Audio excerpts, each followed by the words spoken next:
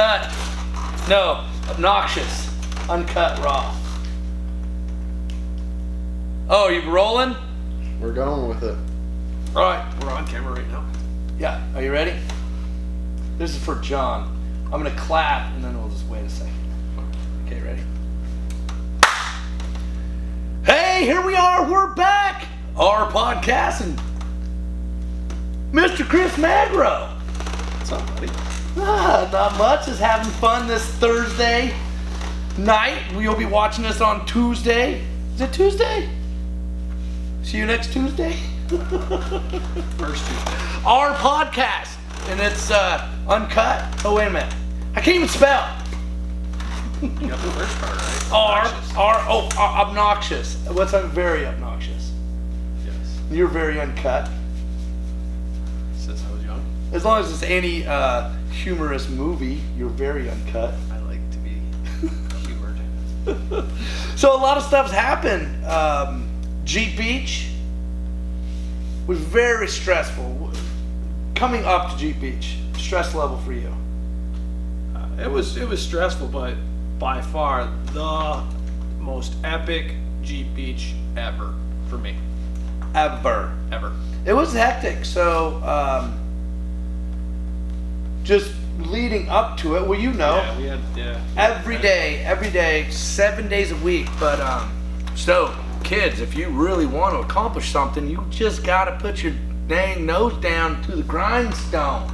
Yeah. It was epic how much stuff we finished, and several Jeeps, not just one vehicle. And what happened right before Jeep Beach that we had to?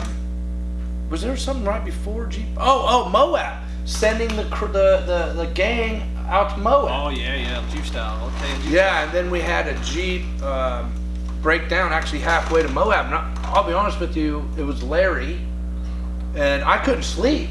It was horrible when a vehicle leaves this shop. I'm connected. How can you not be? So we get to Jeep Beach, and I said, I ain't going.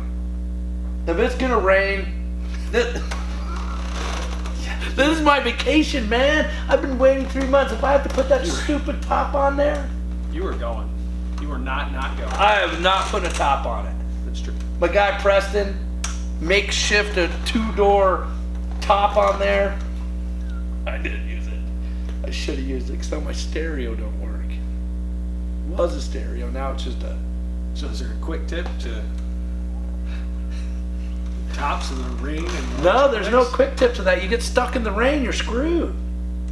Your stereo is going to be destroyed. It doesn't even turn on. I'm like, Preston, it's got to be just a blown fuse. Just get it. It's got to be, because it doesn't even do anything. It doesn't even have a rainbow or anything. Right? He goes, D, I took it out. I threw battery power right to the back of it. It didn't even do nothing. It didn't spark. It didn't do anything. It was like gargled a little bit. That's about it. So don't go mudding. Don't go trying to ford water in a Jeep when your amp is mounted to your floorboard. Well, no, the amp's good. Oh. There's the stereo itself, so which is stupid anyways. But I put all those speakers. You know, I look like a freaking ladybug. My speakers are all these black dots on there, but it didn't do anything. It was horrible. Like, it was horrible. I mean, you could turn the music on, but that sound off, there's no way. I was embarrassed driving into the parking lot. Those were Such a poser. those stereos were on a whole nother. Those sound systems were a whole nother level. I go. Yeah, there's like 4 18s, right? The subs were facing all different Preston directions. goes, 18s? You mean like 30s? 18s like this. Those things were like this. They had to be 24s. And then 2 of them. 4. Oh, did they? Like, they must be hiding in the floor. 2 up. And we got some pictures on our Facebook. That was pretty cool. But it was great. You're right. It was so busy and so many people out. And no, it was like coronavirus didn't even happen. It was so nice. And got to see so many people that I had not seen in so long. Yeah. It was like we haven't even been apart. 2 years for me. More than that. Well, it was 2. Because you skipped a year, and then the Corona year, Yeah. and this year. So this is basically 3. Oh, you It's been skipped 2 2 years years. since I've seen all them. I skipped 2 years. Well, I hear skipped that? 1 year. I skipped 1 year, and I was robbed by the Rona. Oh God, I'm freaking stinky. Stinky. Liz Blanton's. So I'm not a huge fan of Blanton's. You want to try it? I have had it. Oh, you It's- have? It's quite tasty. You like it? I think it's quite tasty. Huh. Well, It's- then I'll sit It's there. better than a little Dickel. I have a 15-year-old dick. 15 years. Oh, 15-year-old. What's the difference? Is he writing things down over there? So, background on Chris Magro. I did dripping down my. Yeah, I'm not a fan. I mean, I like it. It's smooth. It's tasty. But I think Jack Daniel. I think I didn't. Oh, Granny's. I want some more Granny's. John brought me a Granny's. It was good to see John, his family. Oh, I gotta have a shot with his daughter. You kids that we've known for a while, when you turn 21, it is so much fun to have drinks with them in a bar. It's just a whole different, it's like a whole new person you're meeting for the first time. So that happened at GP. Did she buy you a drink? Yeah, she actually bought me a whole bottle of Granny's. Yeah. Whiskey Riviera. So that was a good time. That was fun. So great. John Moody. And then, so a little background on Chris is he's going to be my co-dog. We're actually going to try to race this thing at AOP coming up. And co-dog! Oh, sorry. I wasn't supposed to. He did it all in caps. I wasn't supposed to yell it. So you yell in the helmets, dude. I will backhand you. But you'll have a helmet on, so I'll probably hurt myself. So, but it's overwhelming. I'll be honest with you. It is very overwhelming to turn, and I have like the musical thing in the background, right? Yeah. So on Moulin Rouge, one of my favorite movies, by the way, they are going from a burlesque, like basically a strip club where they have prostitutes and a brothel, and they want to not seeing the prostitutes. I'm kind of a prostitute. People pay me to do the dirty work, and it's usually on my back. That kind of checks out a little bit. That's an image I cannot get out of my head now. Yeah. Thanks. Yeah. Appreciate that. My new prostitute, Preston. Say hi, Preston. Hi. We gotta show your face.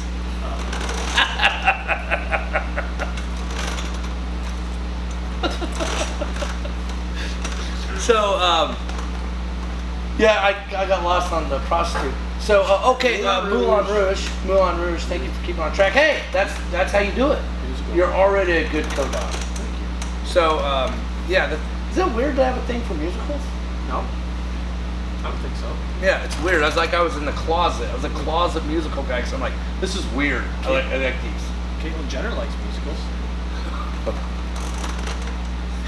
I hate you. All right, so, anyways, what happens is they're turning this into a theater, right? And so the Duke says, are you sure you have the abilities to turn your beloved Moulin Rouge into a theater? And then the crane comes and breaks the wall. 'Cause they got to tear the whole thing, right? So instantly, I'm like, man, I've been building this to be a race car, slowly. Yeah. With the way I did the roll cage and everything, I was kind of, always had the dream of moving that direction. Sure. But I paid the money. I called our Ultra 4. We're number 4,500 in the 4,500 class. Our number is 4,500. Super cool. So I paid the money to race the method tear down. Is that what it is? Tear down in Tennessee. Tear down in Tennessee. Now it should be tear down. I hope. It should be get down. Well, it's a T thing, must be. Oh, TT. Yeah. Okay, so it's the TT. I hope we don't tear anything down. No, except, podium, tear it down. So what an amazing situation that we have undertook, or we are under driving suits, the head supports, helmets, not to mention shoes, the tires, rims, tires, like everybody, and this is like advancement, right? Like the whole thing of Jeeps and the advancement is bigger. Man, I'm not so sure I'm not having more fun in looking forward to going back to 37s. I think I'm excited about that. Yeah.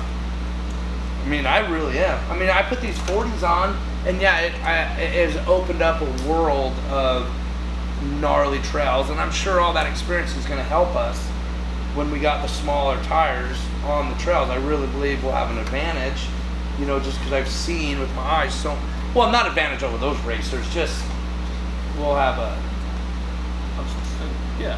with you. An advantage. I'm making myself nervous. We can't do this. What are you talking about?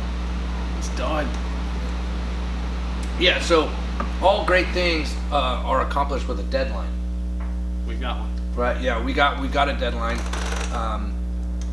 Rock Crawler has been pretty amazing, and Gerald. And who's your favorite? My favorite person? I mean, besides you? Yeah. That has your back on this deal. Oh, my daughter, my wife. Sergio, that's what I was thinking. Sergio, yeah. Sergio is, man. I will say, I was super nervous when I got a chance to talk to Sergio in Florida. I got way more comfortable, and it was less kind of overwhelming, and he's intimidating. Well, he put me at ease. He definitely, brought me down. It's like, it's gonna be fine. You guys are gonna do great, and So thanks, Sergio. I appreciate the help. And if you're listening, your family is beautiful. You guys look so great down there. But what he said. Oh, because who else is John Grounds? Kind of had some good advice. Yeah. He can't give advice without the peanut gallery putting him down, by the way. Like, I can't wait to watch him drive a race car, because when I raced all the stock cars,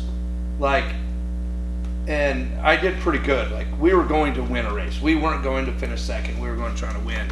And like, my guys gave me shit, like John's crew gave him shit. I'm like, and one of the greatest things he said that connected with me, like Sergio told you, what your job is to basically drive me, right? I'll drive the car, you drive the driver, you drive him, and John Ground said something that kind of connected with me, because you were so excited to tell me that. You were like, dude, Sergio, he said something that connected with me. Yeah, it's so simple, but it seems so like this wisdom from a guy who's done this a bunch of times, but it's so simple. Yeah. Diezel drives the car, you drive Diezel. He's got his hands full, literally, but you got to control him and get off the throttle. Hazard, watch out for that hazard coming up. And when you put it in terms like that, obviously that's what he mentally goes through. Oh yeah. Prepared, because and they're ripping. That video he made, as far as going, and you're gonna have your comms, which I'm really excited to watch Chris trying to figure that out. It's like I don't know, my son has one of those Fireflies that has a big rubber thing, so if you bounce it off the ground, it don't break. Yeah. That's what these things look like. They were a big piece of navigational equipment. Yeah. I'm definitely nervous about. But why do they call them waypoints? You go to a point, and then that's when you change your ways. Yeah, you change your way. I have not got to that point in my life. Why don't they just call it landmarks? No, but it is. It's called waypoints, right? Yeah. So you drop a flag. Actually, when I'm playing Reflex, the video game, it's an amazing dirt bike video game. You can drop a waypoint, and then it will remember that spot. So you're gonna drop it says you could drop 1,000 waypoints. So And I'm nervous. I've never, obviously I've been in a race car 160, 170 miles an hour. Yeah. Like going into a turn or doing whatever. And then obviously the years of experience on rock climbing. Yeah. Right? Like I feel very confident, but I'm very humble at the same time. I know how fast you can get bit, right? Yeah. So I think I feel very confident in that. Even if I don't succeed the climb and you have to just jump out, and I believe that's where we're going to work together too. Sure. But going through the desert at even 50 miles an hour, even that's kind of insane. it's very intimidating, more or less 80 to 100. So those waypoints, like I'm curious to see what the notes. Hey, if you guys are watching this, like make some comments of what you think those notes would be, because we don't know. Like, would you see a bush or a tree or something, and how fast we're going, and be like, oh shit, in a half a mile we need to slow to 20? Right. You see what I'm saying? Like, right. and you're looking at the navigation and you make that waypoint. You make the waypoint to where you have to start slowing down because we know how our slow speed, or you'd be like, hey, in 100 yards, we have got to be 30 miles an hour. Like, how did you? I'm fearful that I'm gonna overthink it and put too much information in there, and then I'm gonna start be like, I'm just be yelling shit out, and you're gonna be like, ooh. I hope that doesn't happen. I don't overthink it. Yeah, I can see. Like, I think, like, so. Yeah, like left turn, and you're right, left. Triple caution. You're just gonna blurt that out no matter what. So in my racing, when you're in, I can only, like, if you've raced the King of the Hammers and you're watching this, this is my thought, because I've never been, and I know Chris has not been. We have not been in this situation, which we're really looking forward to it, and we're going to take it slow in advance. Shad Kennedy offered his help to come out, so I'm excited about that. But like, I remember racing all over California in the late model series, very fast late models. I mean, if you've never driven a 700 horsepower open compression late model car, the thing is ridiculous, right? So you go to a new track, and when you pull up, it's dark, usually at nighttime racing, and you're at a new track, you're looking, you don't see your fans, like your home track, you don't see anybody, so you're kind of all alone, right? And my spotter was a kid in Nevada. His name was Dave Sharoni, and his voice and my thought processes when we were in battle, and we were competing to win. Sure. We were a very good race team. So when we're in that battle, when I could hear his voice and we were in that, I didn't know if it was his words or if it was my thoughts. That's how in tune you become. And I believe you overthinking something or just talking out loud, I don't know if I'm going to be thinking the same thing, or did Chris just tell me that, or but it just becomes one brain almost. That'd be cool. Yeah, and once you get in tune, like we'll be racing, and I'll be going into a turn, cars on the outside, I'm coming in because you're trying not to get past, you're trying to pass, so there's a lot of stuff going on. Sure. And it happens so fast, your spotter limits his words. If you say a sentence, I'm only going to make out like the first and third and last word. Like I can't comprehend a sentence, right. And he can't get it out that fast. Right. So overthinking is going to be simple. If it's the same, which I would imagine it is, by the end of that desert run, we're probably gonna.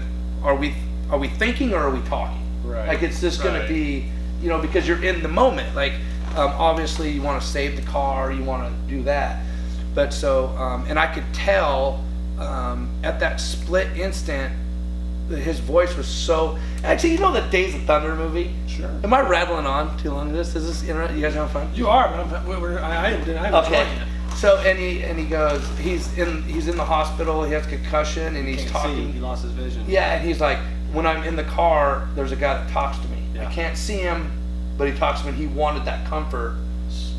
I'm Harry. Yeah, you're Cole. I'm not. I want to be Nicole. You're Cole. Oh, Cole Trickle. I think I'm like Nicole Kidman. No, I'm Harry Hog. We're gonna go drink some shine and holler hogs. Ah, that was epic. That's so funny. So I could see how, like that relationship when you're in a race car, it is like that. You don't know tone, even just the tone of a voice. Yeah. So that's actually, thank you for saying that's where I was getting. So I could go into a turn, and like I said, you're in the heat of battle. Like you're trying to go as fast as you can, and there's people around you. In the desert, it's going to be you're trying to go as fast as you can. You have obstacles that are trying to take you out all around you, right? So, and I could tell, it's going to be the same thing in the desert. If we're going and I'm going into something that you're not comfortable of the speed we're going, but your waypoints say we can do it, Yeah. I will pick up on that and I will slow down. Yeah, because of tone inflection. Even though your voice, I will know that you're not 100%. I got you. You know, and then you start thinking. So, anyways, that was just something. I'm excited. I'm excited to have that moment with you. Yeah, we had our first team meeting. That was pretty cool. Yeah, I think we got a good group of just friends.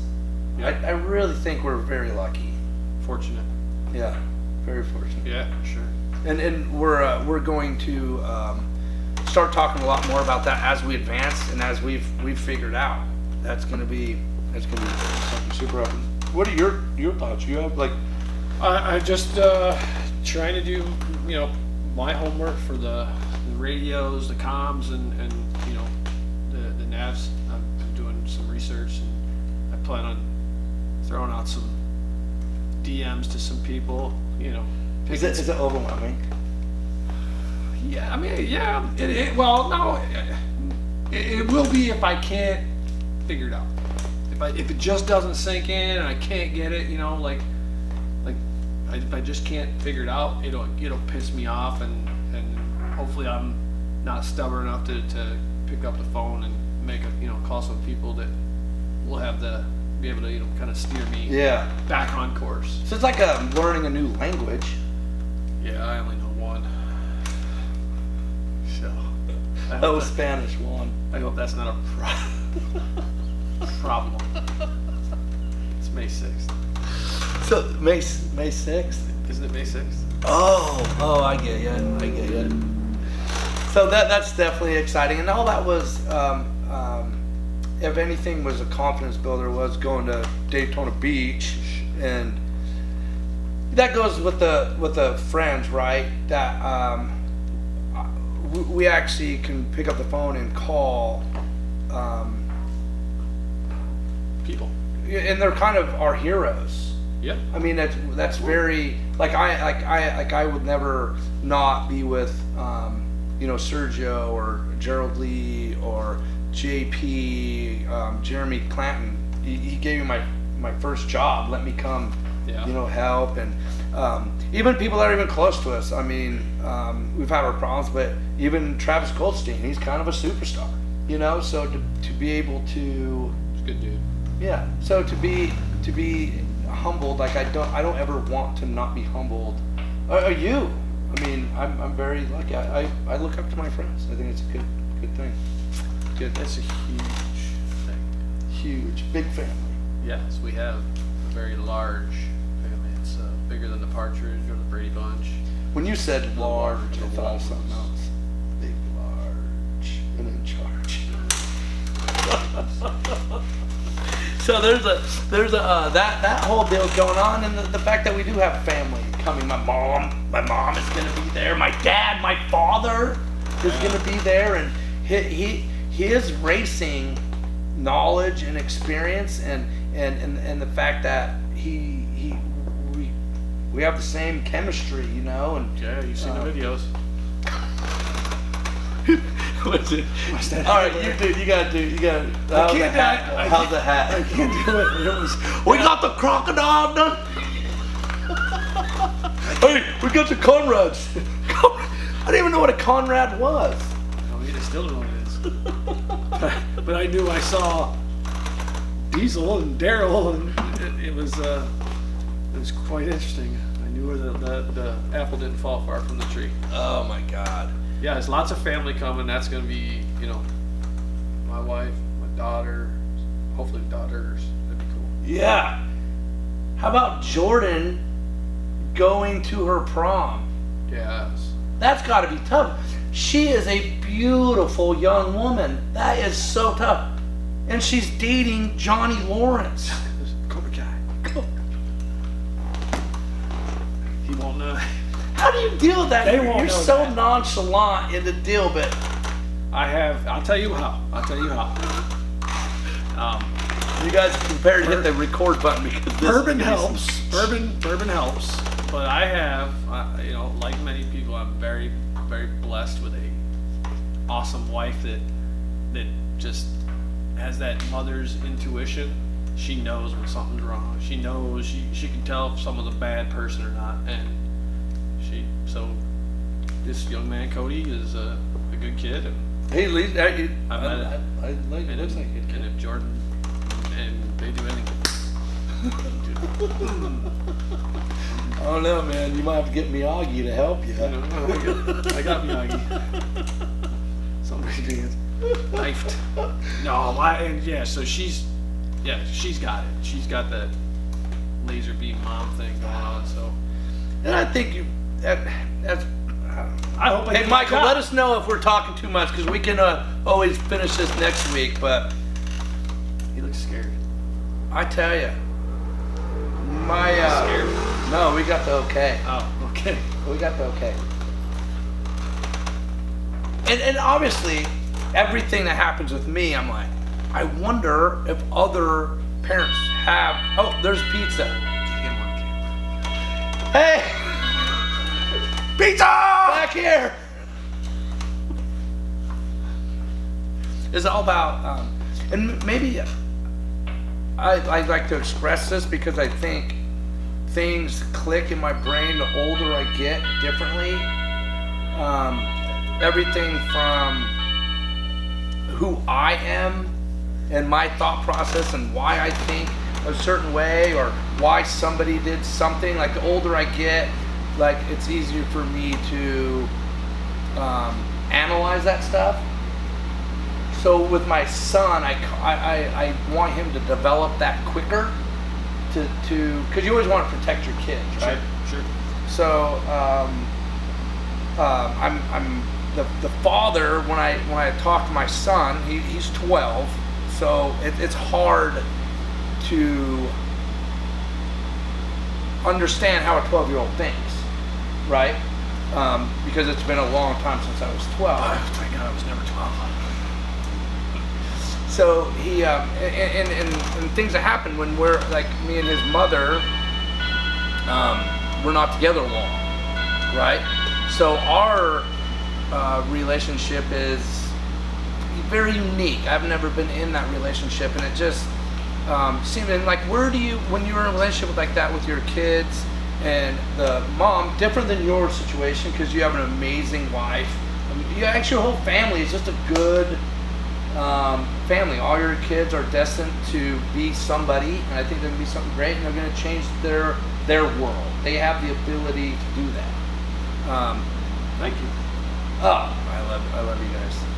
So, like DJ, oh God, this is going to be weird, but I want your opinion because it's a different point of view. All right, so well, you know, I make DJ grow up quick. Yes. I am very. Yes. I'm a very strict father. But my son is a gentleman. He is. He's a very, very, very huge gentleman. Huge gentleman. So I start thinking about the relationship with me and his mom is really good because we're trying to have a son. We good? My son has a very active father. Yes. He has a brother and a sister that are beautiful kids. I love them all, right? Not like my own. Sure. I love my own. So the stuff that, and this took me a little while to figure out, but it seems like when I am doing something super gnarly for my son, it's always canceled by his mom because he does something, and I don't put it together. I'm like, son, dude, you just lost this Christmas, right? Grandparents all come together. I got a racing go-kart. Boom. Yeah. I remember that. And bought him into a race team. Americoat, who does my powder coating. Amazing. Look at this Jeep. Americoat. If you guys are going to need powder coating in Denver, North Carolina. So, and all of a sudden, he is in trouble. He doesn't deserve it. Oh, son, listen to me, man. You only have one life to live. You have only one shot at this. Why are you screwing up? Why are you messing with your mom? Why are you messing with your mom? Go-kart's gone. Gone. You lost it. I still have it. He's never seen it. I still have it. But I'm a strict. So I get him a Jeep. I inquired a Jeep. Right. So I'm excited to give it to him. Boom. He's in trouble again. Man. Well, I'm just thinking about stuff. I'm like, man, I wonder if his mom is just nitpicking him because me and his relationship might be, I don't know. Is that bad to say that I think maybe, and I don't think she is mean to me. Yeah, maybe some jealousy that, you know, his brother and sister, like he has said stuff to me sometimes like, hey, maybe my brother and sister can come. Yeah. And I'm like, I don't know, bud. Like, not today. Right. Not today. Right. That's your time with him. Yeah. So I don't think it's malicious. I think his mom is a beautiful person, and she has a huge heart. And her family, not so much her dad. I wasn't a big fan of the dad, but Connie, her mother, I think she is a wonderful lady. Right? But we're getting ready to go to Moab, and this is an amazing thing. JP, Brinks, she's gonna beat the shit out of DJ, I can't wait. And then Glazer and Cece, me and my son in Moab. Obviously there's a lot more people going, Sure. But to me, I'm like, oh my God, this is such a great experience with some of the people that mentor me in my life, right? I get to bring my son around their kids. So I am very excited about that. And so I text DJ, listen, dude, this is no joke. I need you to let your teachers know. I need you to send me a list of everything you're packing. I want a list. And I want you to send it to me so I can go through it because I need you to take care of yourself. And I'm giving them directions, right? Right. The next day, I get a phone call. He is being a a-hole. And he got in a fight. And he's throwing stuff and being this person. And instantly, I'm like, ugh, dude, what are you doing? And I lay on him. Listen, you have one chance at life. You gonna be a gentleman. You're gonna do what you gotta do, or I'm done. When you turn 18, you will never see me again because that's my obligation. You will do what you gotta do.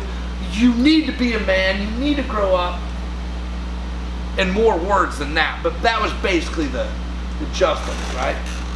So I'm working, and I'm thinking to myself, man, he's not just being an asshole on these occasions, right?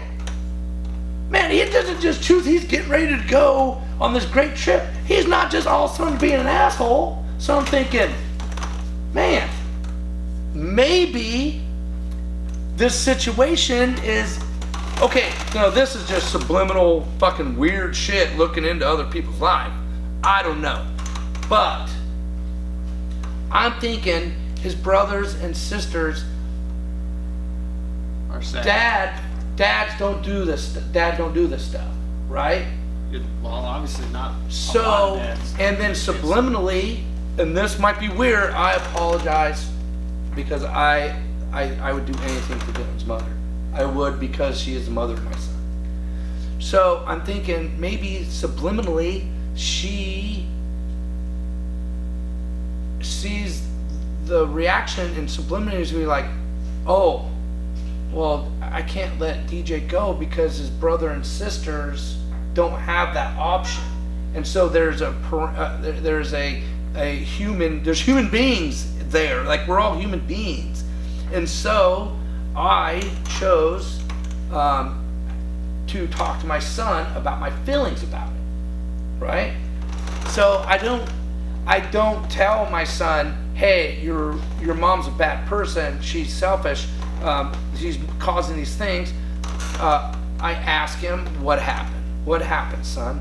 He's like, well, Dad, I put my dresser drawers, they had to clean their dressers. I couldn't get my dresser drawer in the slots, and it's tough, a 12-year-old, the slots, and you have to put it in the slot. He couldn't do it. He goes, Dad, I got real frustrated, and I threw the drawer on the ground. Well, that is not enough to call the dad and do the thing. So that kind of clarified it to me. I'm like, you know what? I think this situation is different levels. I think there's different. So I need to, one, stop taking stuff from my son. My son is a good son. He deserves presents and gifts from his father. So me as a father, I'm gonna stop using gifts as a punishment, because I think that's teaching him to treat people wrong. Because I think that I'm treating my son wrong. But you got to have accountability for your So actions. I chose to tell him, I'm like, son, why does it seem like you always seem to get in trouble when we're about ready to do something fun?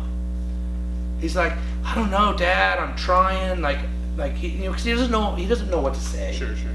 So I'm like, all right, so your brother and sister, do you think they are going to go camping or go off-roading? No. I'm like, do you think they're going to get, their grandfather's a race car driver and they're going to have the ability to race? Well, no. I'm like, so I think the relationship with your brothers and sisters, when it comes time to do this exciting stuff, I think you need to keep in mind that you need to express yourself about being excited about what you're doing, but keep in mind that they are maybe rebelling that. So when you're about ready to do this fun stuff and your family, your brothers and sisters, if they act a little bit different, you need to step back and just readjust yourself on those moments. If we're getting ready to go out of town for a week and the brothers and sisters are being a little bit different to you the couple days before, have some patience, regroup, and just try loving back. Don't get pissed, don't be rebellious, just love your brothers and sisters. And when you all get old enough, you can show all that camping stuff to That's them. a great point. Yeah. Yeah. When you get older, you can take them on that journey. Yeah. So That's it's very difficult for a 12-year-old to handle, and me as growing as a father, because I think we have to grow all the time. Yeah. I think I'm going to readjust my thinking. Like, I know we're running along, but I know This is good. We're having a session. I know that the world said spankings are bad. I got whooped. Yeah, I got whooped. And I also got maliciously beat. I think, obviously this isn't going to change anything in the world, but I think punishments, spankings or not, did not change the malicious from the spankings. You see what I'm saying? Yes, I do. And this moment that I grew with my son and analyzed what was going on just made me aware that when he was in trouble, and I was so pissed because I'm so disappointed if he does anything wrong. Like me as a father, I'm like, dude, you're my son. What you know what's right or wrong? Like, I just changed because I believe taking that stuff away and be like, you know what? This is no longer yours. I think is mean, and I think it is malicious, and it's without thought. Still malicious, even though it's not physical. So Yeah, so I don't think the spanking or not spanking, I think the world did not communicate what exactly they meant, because some kids have to be spanked, some kids have to be talked to, some kids have to be put in time out. It's up to your parents to understand the best way to raise your child. My dad made us run. I like your dad. My dad, we had a 2-acre yard. He planted trees and made us run and hold hands. If you fought. Are you serious? Yeah, he used to he'd sit on his porch, drink his coffee, and he would watch us run. You'd be out there crying. See, I think that's great. Holding hands with your sister. I will not fight. I love my sister. So, yeah, but yeah, I think, wow, that's a breakthrough for you. It is. It Awesome. is. Congratulations. And for him. Yeah, and for Dylan. So, I still ain't gonna give him that go-kart though. I gotta represent it in a little bit better way. So, have the grandfather. You know, he thinks his granddaddy walks on water, so we'll have to have the granddaddy I think he does too. do it. Put a different hat on. Jesus, So, Jesus walked on water. I think we could go more. You wanna come back next week? You know, if it's okay with your producers. You got a thumbs up. So I don't know what episode this is, but I think it was fun. Yeah, I learned a lot. There's no more air in here. I used up all the air. I think the audience is captivated. I'm sure. Oh my god. No, you haven't. Seriously, you had me at hello.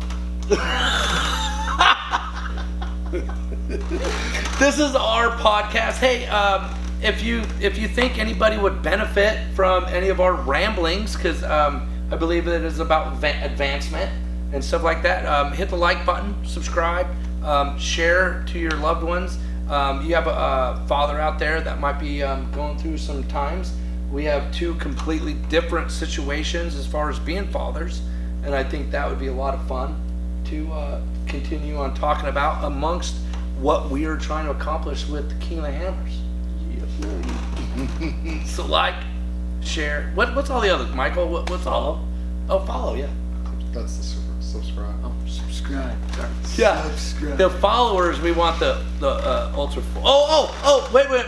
Quick tip.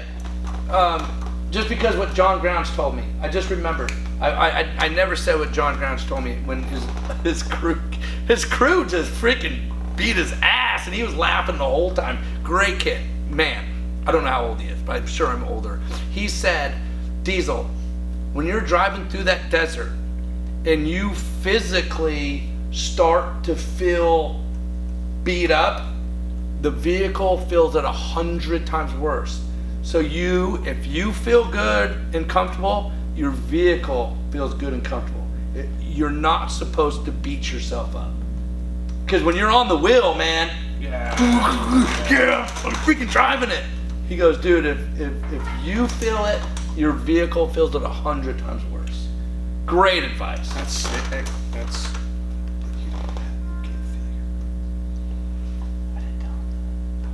I'll sit on my nut so it hurts worse. Thank you. We'll see you next week. Our podcast. Yeah.